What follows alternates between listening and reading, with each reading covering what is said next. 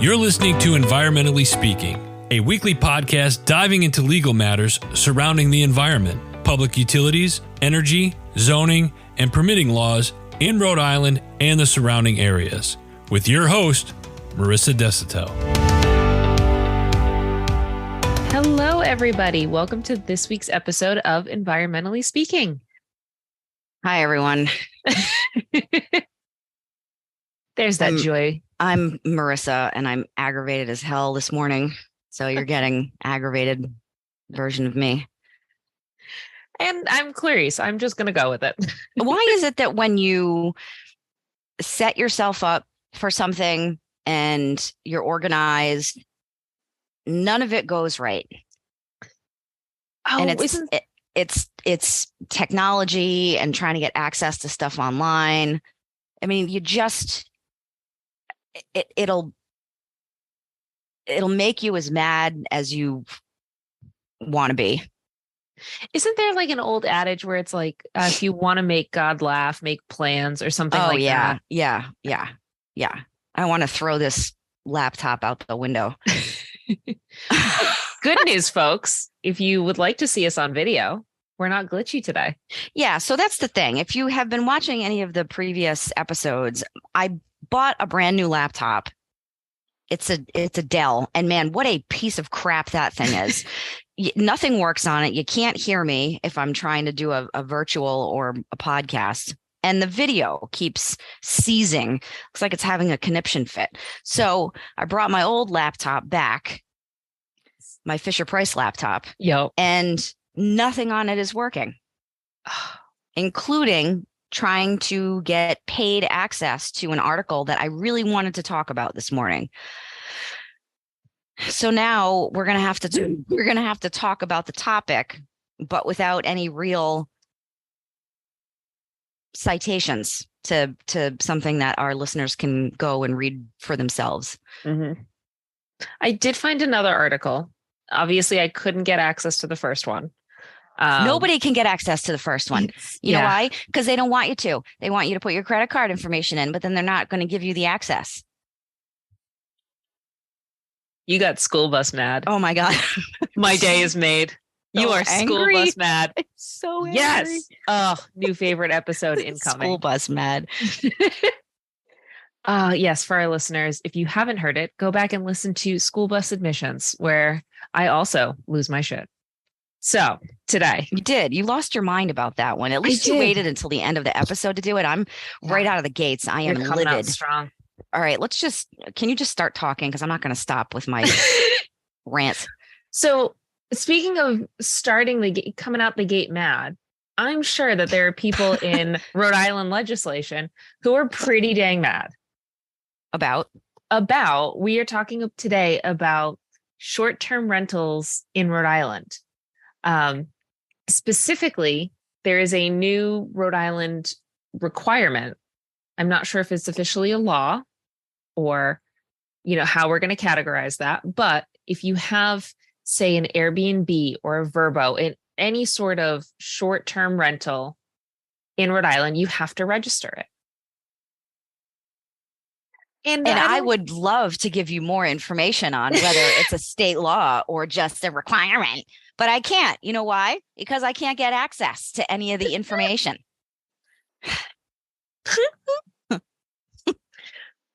All right, look, I'm going to go on a different website. It's not going to be as comprehensive.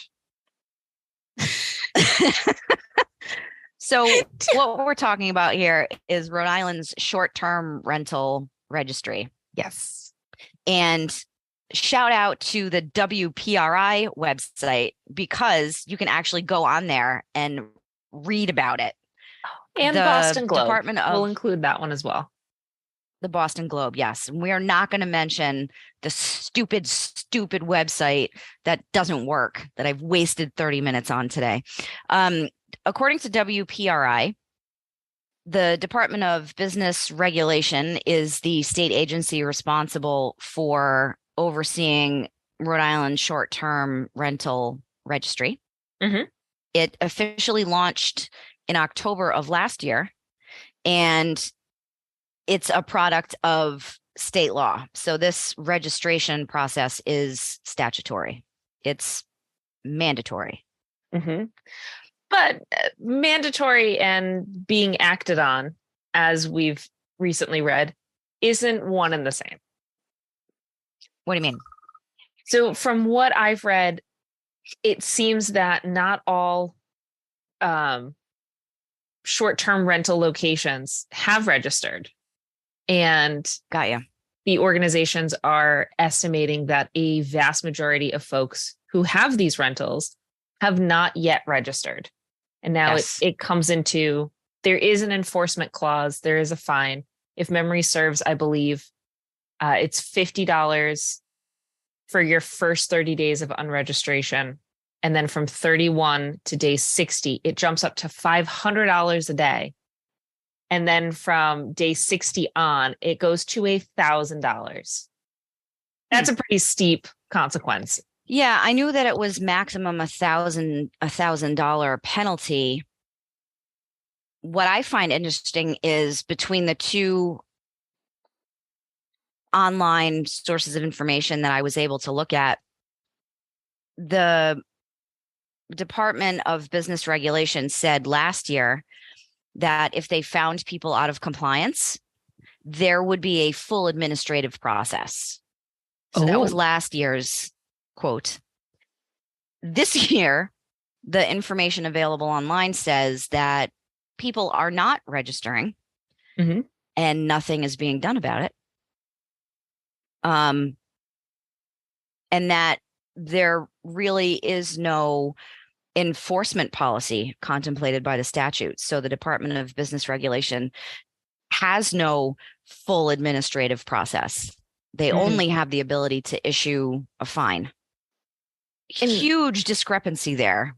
A full administrative process to me means there's an enforcement action issued. The party receiving that action has an opportunity to appeal and go through an administrative hearing. But it sounds like currently that is no longer the position of the state. And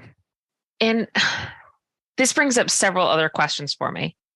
First question is, how do you find out who hasn't registered? Is it an intern looking at the registry and then going on to Vrbo and Airbnb and seeing what's listed? I noticed that really you're saying manual? Vrbo. I say VRBO. Which one's right? Oh, I don't know. Anyway. Well, we'll go and look at a commercial. I imagine that there is some staff member at the state level that is tracking this information, because at least the headlines are saying that folks are ignoring the state registry. So there's got to be someone that's tracking that information. The question is, what's being done about it? Well, what's being done about it? It's a good one. And then my other question is, do you have any idea on why they want folks to register? I don't know. I haven't looked into other states. I don't know if all other states are requiring this or what that looks like, but what's the goal behind having folks register? The thought is that if a property is registered, it means that someone renting it can rent it with the confidence that it's being run properly, that the state is aware of the property's use as a short-term rental and not just a residential property. In my opinion and in my experience, the real oversight here is not occurring at the state level, because the state is only requiring that you register. That's the only mandate. At the local level, for communities that have a lot of short-term rental properties like Narragansett, Middletown, Providence, and Newport, there is more oversight and more enforcement. And the concept at the local level is that you want to make sure that local interests are being protected. I know that at least here on Aquidneck Island, there's a constant dialogue going on where short-term rental owners are saying, this is my property. I have a right to use it so long as I'm compliant with zoning code. And then you've got neighborhood groups and people that own property in a residential capacity that are saying, but my property interests and my right to enjoy, or excuse me, my right to experience peaceful enjoyment of my residential property is being impacted by this essentially what is a commercial use. Some of these properties are just, they're conveyor belts of new people coming in every weekend and every week during the summer months. So you've got an inherently conflicting use with properties right next to each other. It's a very local issue because the cities and towns are entities that allow for and provide permits, variances, special use permits, and approvals for this type of use. That's where you're seeing a lot of the heated debate. The state process, again, is just a registry. Mm-hmm. So that being said, knowing that right now the state had previously promised an administrative process, and it looks like right now that's not the case anymore, is there an administrative, or have you seen administrative processes at local level? You mean enforcement? Yes. Yes and no. Keep in mind that this issue of short-term rental usage is pretty new, and we're only starting to see that there are homeowners that are being impacted by it. It's still it's in the infancy. And I know at least in Middletown, the town council put together a task force that studied the issue and came up with recommendations on how to modify its zoning ordinance. The administrative process, so to speak, really consists of complaints coming in. Let's say you're a property owner and someone's partying at 2 a.m. on a Tuesday night. You got to go to work the next morning. You're calling the cops. The police show up. They may or may not issue a citation. They take their noise meter with them to determine whether or not there's a noise violation. And then a citation can be issued to both the folks renting the property as well as the owner. And there is an appeal process associated with that, depending on kind of where you are in the stage of the game. If you're issued a warning, there's no appeal with that, obviously. Yeah. But if you're issued a formal enforcement action with a fine and potentially a summons to appear, then yes, you can appeal that. And that brings me to another question. I would love to look at whether the enforcement or the regulations for short-term rental properties are stricter than those who are residents not renting. What does that balance look like? That would be an interesting follow-up. Well, so it is an interesting question because technically the use is residential. It's in that these properties are generally in residential zones. The concept of whether the activity truly is commercial, in my experience, hasn't been adjudicated. So right now it's a residential activity. The people renting are held to the same standard as the people living next to them. Did that answer your question, or am I? It did. That was helpful. Okay. Now, unfortunately, the two articles that we do have to look at don't talk about any next steps on what the state is going to do to deal with this registry issue. Agreed. So I wonder, I'm just wondering if they're just, making this statement as, hey, it's not been done, or if that's actually going to be followed up with something. So that remains to be seen. It'll be up to the lobbying interests as well as what the state legislature decides to do next, because the existing framework at the state level state law level doesn't support anything else currently. It's evolving. It's like any new area of law. Things change things also change with case law. As far as I know, we haven't seen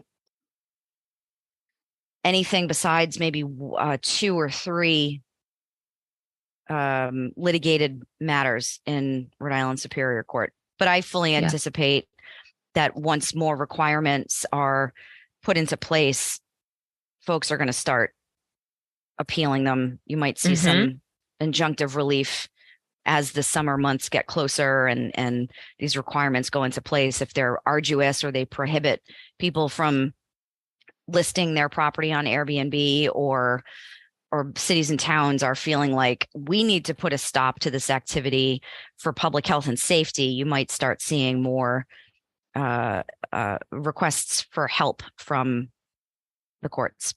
All right. Well, it's something to look out for in the summertime. Do you have any thoughts on short-term rentals? Is it something you use? I find it's really polarizing. Some people either love using them or they have trust issues and will only stay in like a hotel or a property or anything like that. Oh, using them? No, I love an Airbnb. Are you kidding? I travel with my little dog, my little hospice dog. So I like to have a little more privacy. And polarizing, when you were asking that question or starting to ask that question, I thought you meant in terms of people that are owning and operating these properties. It's so polarizing because there's a huge amount of money at stake. I know that some folks that own and operate an Airbnb make a living off of it. There's so much money to be made that you can treat it as it's not passive income because you have to coordinate all of that, but you can make a 6-figure salary on short-term rentals. Absolutely. So you've got that interest coupled with, that's a very powerful interest, coupled with people not being able to sleep. They got to go to work in the following morning. That's a very powerful interest. So at these town council meetings and zoning meetings, it's a cat fight. Yeah. And the mediator side of me is like, oh, I would love to sit and have a conversation to work that out. And let me just close by saying, I don't have a dog in the fight. I represent cities and towns, so I do have a lot of experience hearing both sides. But the topic alone, for me today, my blood pressure went up so high just trying to get access to information about it that it's now polarizing for me. Now you're just done. You've washed your hands of all sides. Everybody's wrong. No, it's going to continue for the entire day. I'm just going to be yelling at people. Ooh. All right. So if you've worked with Marisa in the past or are planning to work with her today, call on Monday. Yeah, maybe wait. Well, let us know what your thoughts are. Have you used any of these short-term rental properties? Do you live near one? Is this personal to you in any way? I would love to get some more perspective on that. Where I live, I'm near short-term rentals, but they're a town over, so it doesn't directly affect my neighborhood. So if it is in your area, I know we do have a lot of people on the island who listen. I would love to hear what that experience is like for you. You can let us know on social media at Desautel Law. We are on Facebook, Instagram, Twitter. This video will be on YouTube because Marissa's not twitching. So we're happy about that. I'm not twitching in an electronic capacity. I'm twitching in an emotional capacity today. I love that. One other little factoid I wanted to share, that the state registry covers cities and towns throughout the state. Obviously, the town where I'm from, Foster, is one of the only towns that doesn't have any Airbnbs listed, which I love, because the irony there is, I think there's a 3-acre minimum for residential properties in Foster. So you could Airbnb all day long and no one would be aggravated. So of course, there are no listings there. Yeah. Oh, that's a good one. Yeah. Foster is one of 3. Do you remember the other 2? Ooh. Let me think. I'm going to go with West Greenwich. Yes. Also very rural. Yes. And I don't know the third. What's the third? Lincoln. Get out. Yeah. Not a one. I figured there would be some. There were literally some right on the border. I think there was like one in Woonsocket. Gloucester only has 2. Yeah. I love it. Yeah. And the other, another interesting and sad fact is that this is a legitimate problem in the state. I think I read about 2 or heard about 2 different Airbnb altercations that were bachelor party centric, no. where either people at the Airbnb property or adjacent property owners versus people renting resulted in a shooting. People get pissed. Really, people get really angry. Oh, I was not expecting that. Yeah. Holy cow. Yep. So if you plan on using an Airbnb, be kind to your neighbors. The owner has to stay there. You get to go home. Don't ruffle feathers. Yep. Agreed. I did stay for a bachelorette in Narragansett, and it was this beautiful, it was actually a converted church. We got it on Airbnb. It was a giant space with a fantastic backyard. And instead of a chicken coop, I'm going to go ahead and call it a chicken palace. It was the biggest chicken enclosure that I've ever seen. Were there chickens in it? Yes, tons of them. It was gigantic. And the sign over it said the Gucci Gang. And it was just massive. It, in no sense, it did not match the space at all. Yeah. But it was just this chicken mansion. Did you go in it? No, I'm terrified of birds. Come again? Oh, no, do not You're like terrified birds. of birds? No, thank you. Yes, I do not like. What kind of phobia is that? They have dead eyes. That's it. They have dead eyes. Like you can look at any other animal, dog, cat, farm animal, and like, are they in a good mood? Are they in a bad mood? Would they, are they aggressive? Do they not want you to touch them? They're expressive. Chickens are not expressive. Birds are not expressive. Why are you making so much eye contact with chickens? Because I'm trying to get a read, but I'm getting nothing. All right, guys. All right, send that's us an enough. email. I've had it. help@DesautelESQ.com. Have a good one. Thanks, everybody. Thank you for listening to this episode of Environmentally Speaking. If you're in need of an environmental attorney, we are here to help. Call us at 401-477-0023 or visit our website at www.desautellaw.com. That's www.desautellaw.com.